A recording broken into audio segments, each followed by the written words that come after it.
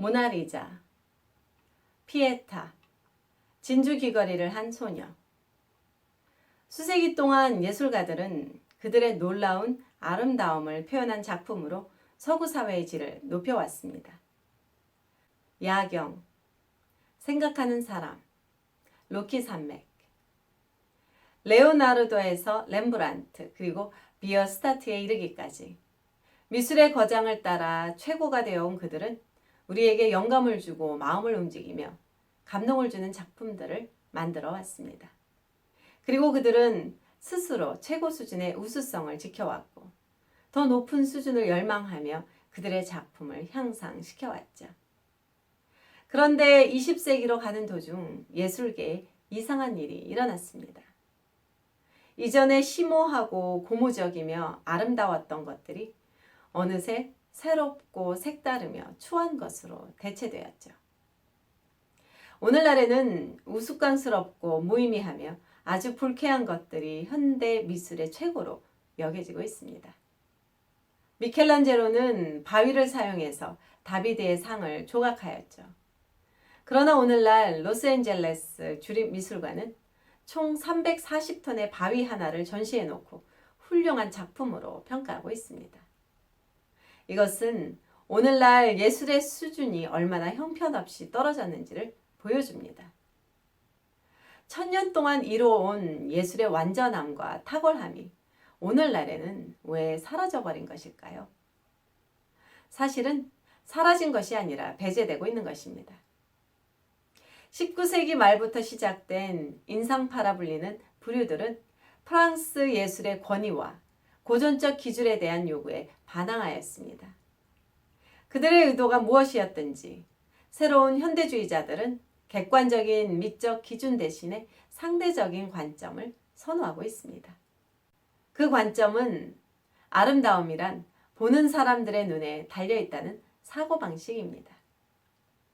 오늘날 많은 사람들은 인상파를 사랑합니다.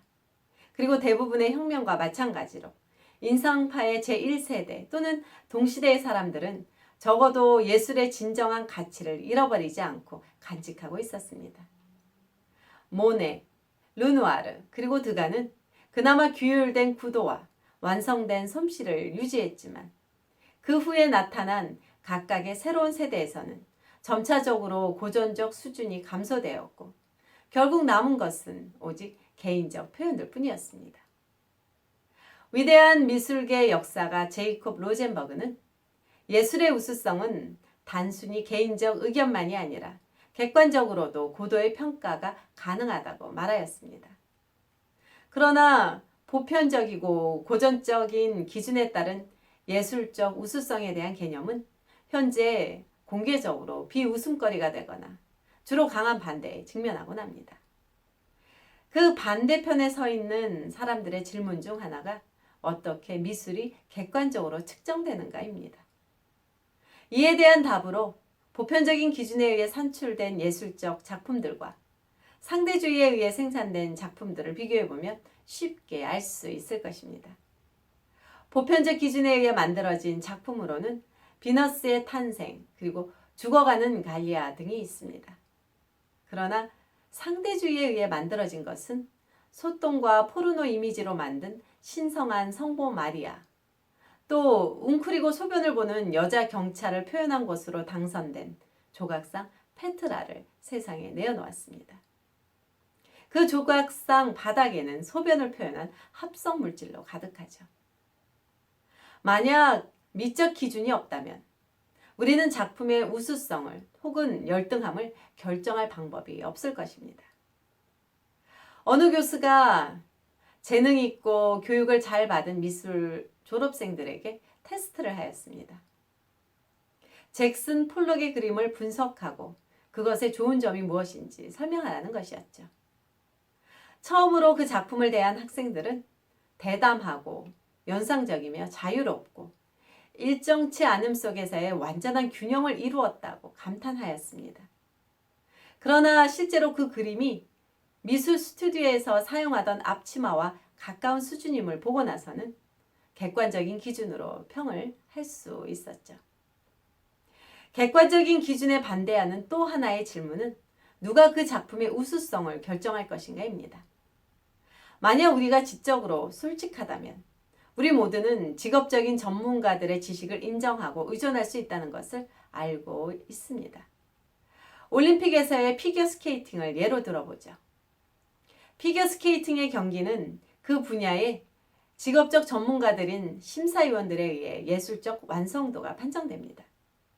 그러나 만약 얼음을 가로질러 무분별하게 자신을 얼음 위로 내던지는 참가자에게 객관적인 기준이 아니라 그 참가자 자신만의 가치 기준으로 심사를 요구한다면 그 어떤 심사위원이 누가 우승자이며 누가 실패자라고 판정할 수 있을까요? 전문 지식이 없는 우리들도 무차별하게 얼음 위에 몸을 던지는 넘어지는 사람보다는 잘 훈련된 사람의 아름다운 경기에 찬사를 보낼 것이며 또 그런 사람의 우승을 당연히 여기게 될 것입니다. 이처럼 예술도 직업적인 전문가들의 지식과 판단을 우리는 믿을 수 있습니다. 또한 오늘날 현대미술의 또 다른 문제는 예술의 질이 떨어졌을 뿐만 아니라 작품의 주제 또한 쓰레기와 같은 것으로 전락했다는 것입니다. 한때 예술가들은 역사, 문학, 종교, 신화 등으로부터 물질적이고 완전한 모습의 장면을 만드는데 그들의 재능을 사용했습니다. 그러나 오늘날 많은 예술가들은 단지 메시지 전달만을 위해 그들의 예술을 사용합니다. 그것은 단지 충격적인 가치에 불과할 뿐이죠.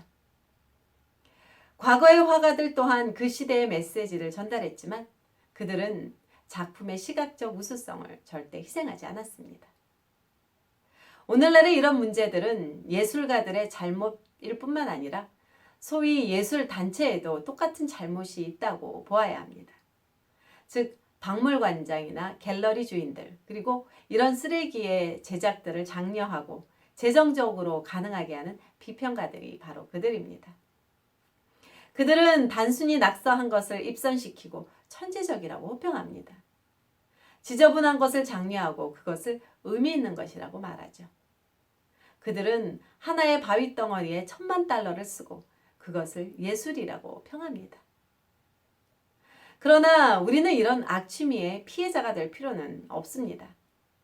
우리는 박물관이나 미술관에서 구매하는 예술 작품을 통해 우리의 의견을 분명하게 알릴 수 있을 뿐만 아니라 그들에게 피부로 느껴지게 할 수도 있죠.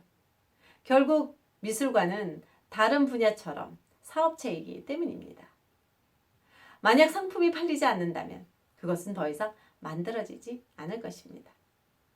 또한 예술 분야의 객관적인 기준을 복원하기 위해 노력하는 The Art Renewal Center와 같은 기관을 지원할 수도 있을 것입니다.